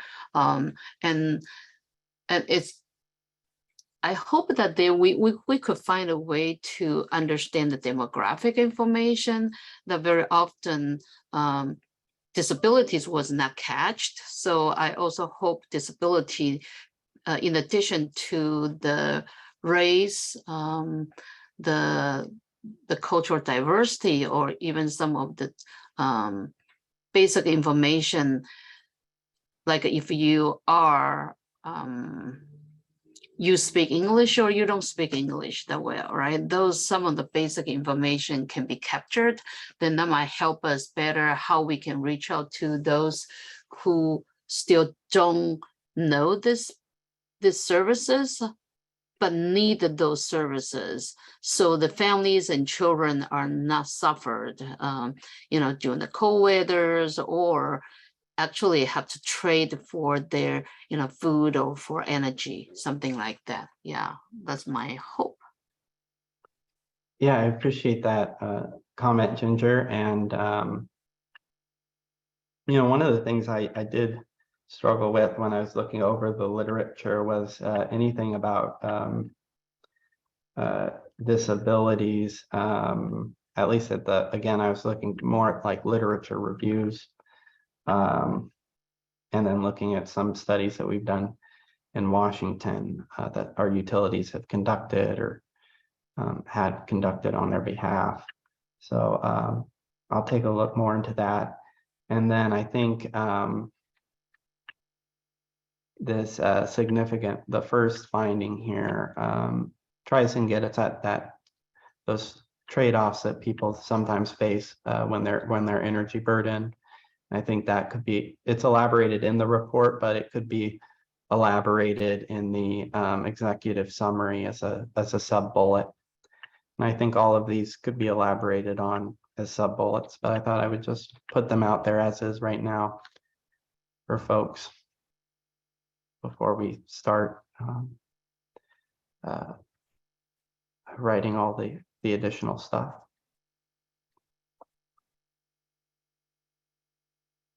I think Jeff had his hand raised at one point, but he lowered it, so we're going to keep going. Sorry. Oh. I will make a brief comment here, Austin, if that's okay. This is Jeff Feinberg with Snohomish County PUD.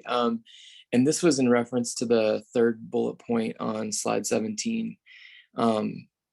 And I think, the comment that I want to make is, related to programs like SNAP and, where we have similar thresholds and eligibility standards. I'm sorry, the fourth bullet point. And maybe don't have the same amount of participation.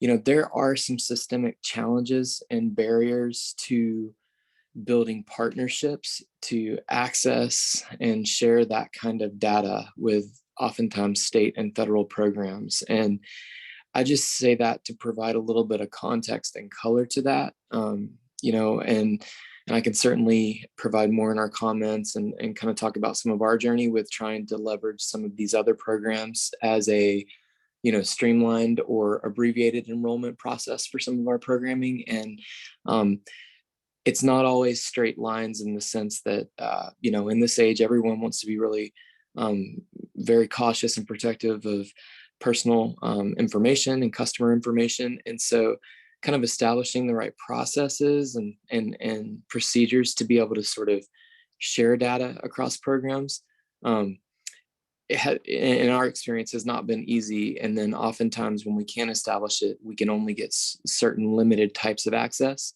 And so it's sometimes not for a lack of trying, it's more for there's systemic challenges that need to sort of be addressed and processes that need to be developed. And we're certainly interested in that. And we're certainly interested in engaging both at the state or federal level with how we might be able to do that in a secure way on behalf of our, mutual customers when possible. But I just wanted to add that comment because I think that I think it's important to note that in that way.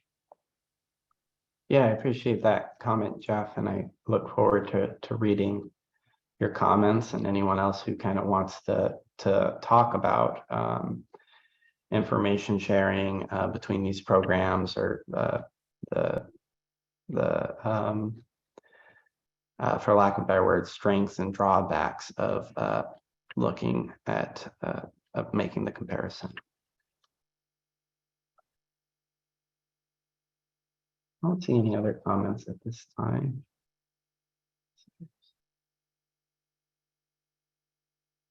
All right.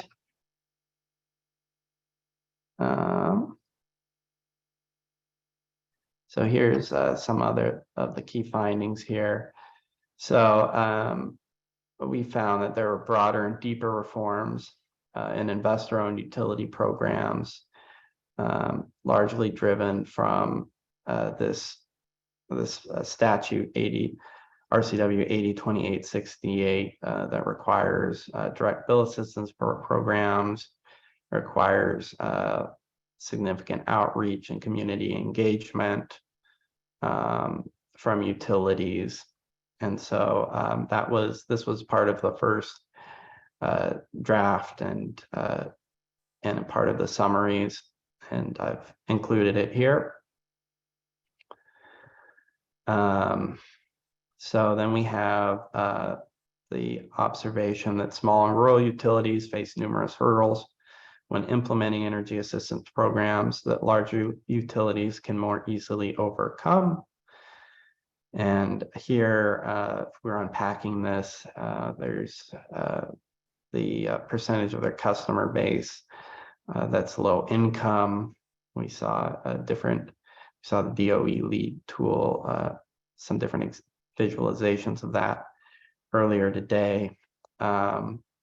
There's also housing is different in rural areas, a lot more manufactured homes, other things that, contractors issues, different things in rural areas.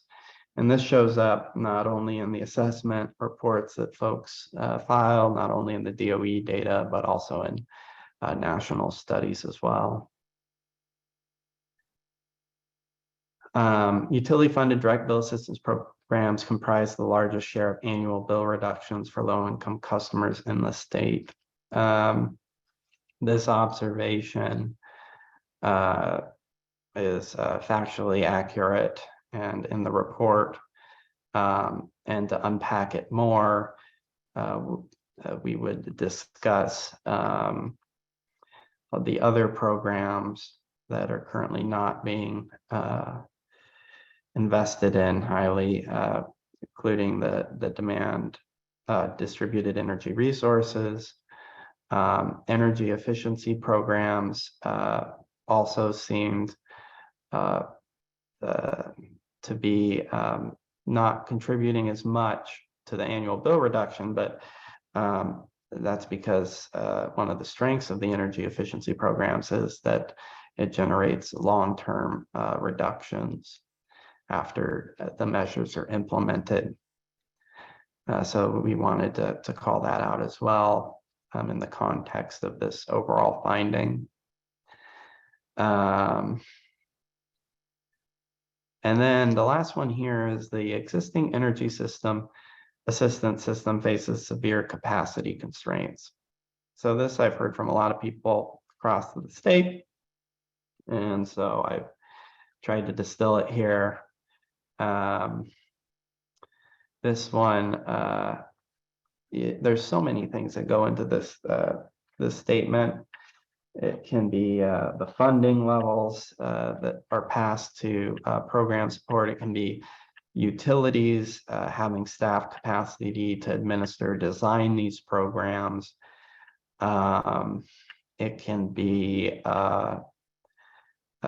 state and federal funding requirements that then get passed on to utilities or local program support agencies.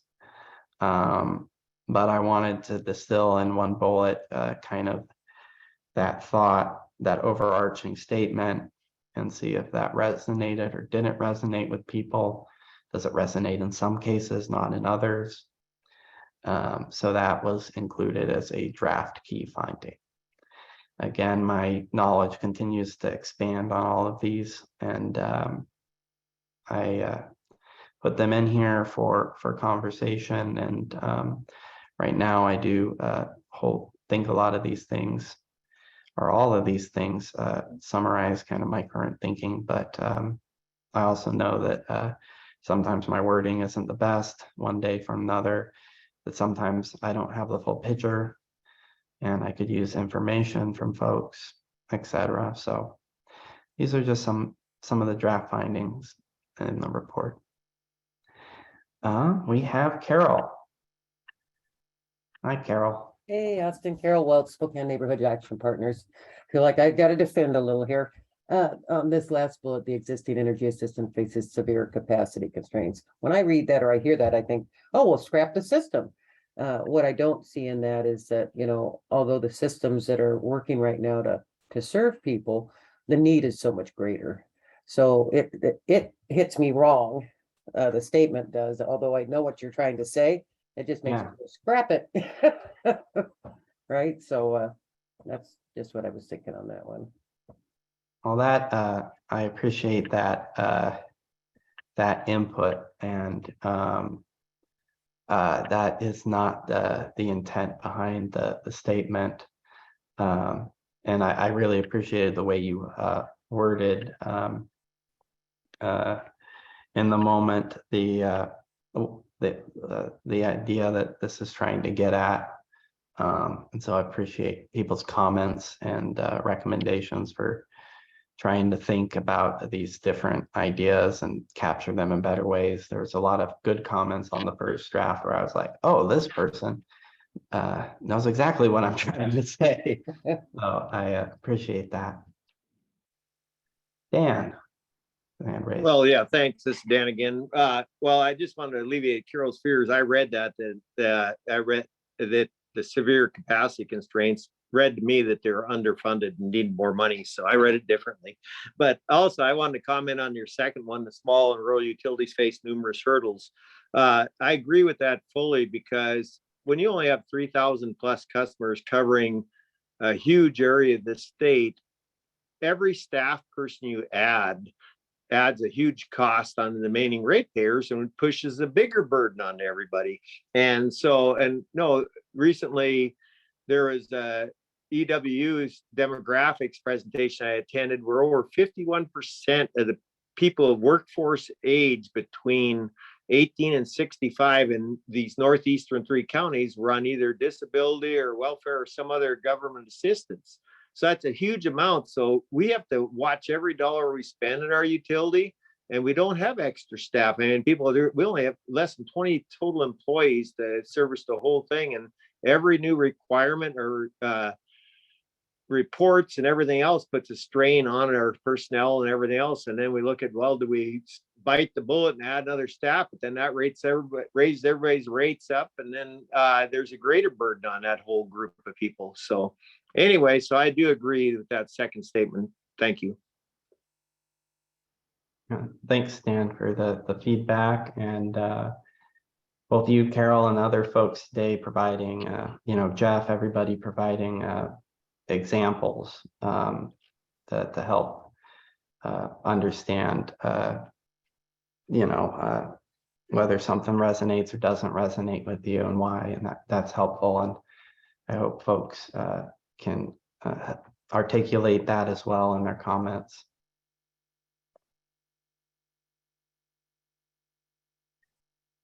And it's, I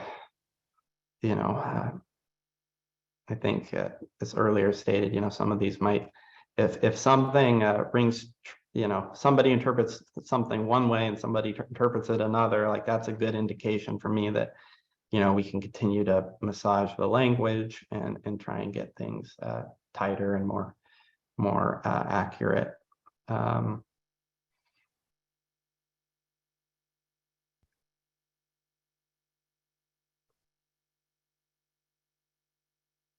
All right, I can't see the chat right now. Maybe if there's anything in there.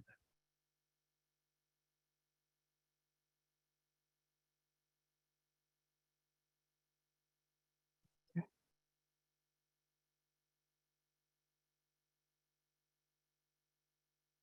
Julie was talking in here about the census tracts and lining up with the city limits and the service territories. I think that was Earlier, yeah. when Simon's point about, that some of the info about number of low-income customers is knowable, even if it's not known. But Julie was, identifying that sometimes even that's a problem where the census data doesn't align with utility areas. I know that's true in Ferry County Ferry PUD, because we're not aligned with the county. We're only part of the county, and we also go on the Colville Reservation where data is not readily available. And we also overlap in Okanagan County in a part of eastern Okanagan. So it's not always easy to accumulate data, especially when you're short on staff. Yeah, that's helpful. And, the data part wasn't as much developed in this draft and by that I mean the conversations around the complexities of accessing data and how folks are using it and what's available to different folks. I would hope that would my goal is intention to include some conversation about that in the report, in the final report. So if people have comments around that as well, we'll take them in the second round of comments. Well, we've got a half an hour, and it's sunny here. Hopefully it's sunny across the state, so people probably want to get out or get on to their other work-related things. But I wanted to first, I'll offer in a second, or I'll offer now and provide some space after today, after I provide a little bit more information to talk about anything else, concerns, questions, anything you have about this report or this process, or how you can access the data, etc. And so I'm going to provide that so people can be thinking about that. And then I'll talk about next steps now. So we have the second draft, which I think calling it a second draft might be giving it a little bit more credit than it deserves. It is my best effort over the last few weeks to clean the data, put the data together so that folks have the narrative arc of the report, can see the big pieces and of the report. It's not totally complete, and I've tried to identify places where I intend to build out things folks have flagged for me, or things that I flagged for myself to build out in the report. But it's definitely not intended to be a complete draft, or that's not what it is. We're about, I think, 2/3 of the way through drafting, and I think the report reflects that we're 2/3 of the way through drafting. So I appreciate people working with me, even with just the pieces that are, there's gaps and rough parts to it. The report, when it is narrowing down, it goes through multiple editors, it gets formatted, etc. So I will take pointers if people have them. Some people were in their comments saying like the report template was difficult, and that's probably user error on my part, but it's also the template that that our agency uses, and I've tried to make it easier to understand. But a lot of that will come as we finalize the report. So if you're concerned about different things, different color schemes, etc., you can throw that in your comments. But I would encourage you that in the end, our editing team will probably be doing a lot of that work. So focus on the big ideas, making sure that these statements overall are reflective of reality. We did have a request to have an additional workshop on the second draft for folks to get together and discuss. We can potentially slide something in at the end of October, early November. But if we were to do that, I would not be able to give folks enough time to have a comment period after that, or what have you. But there would be time to walk through some of the ideas if folks are interested in having that opportunity.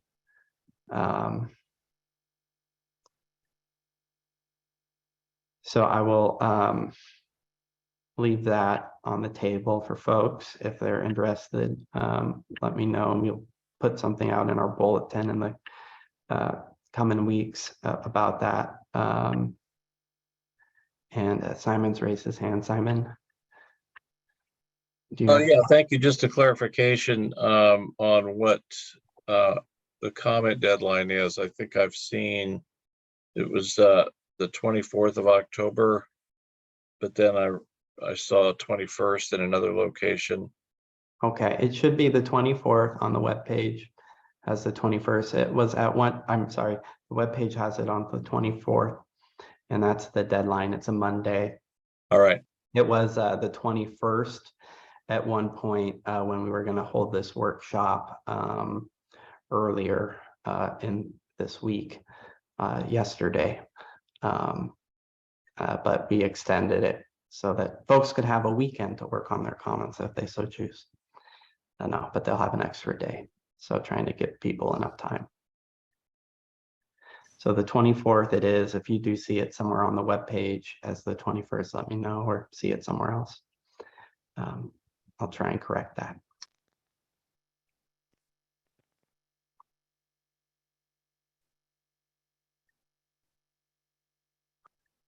All right. Any other comments from folks?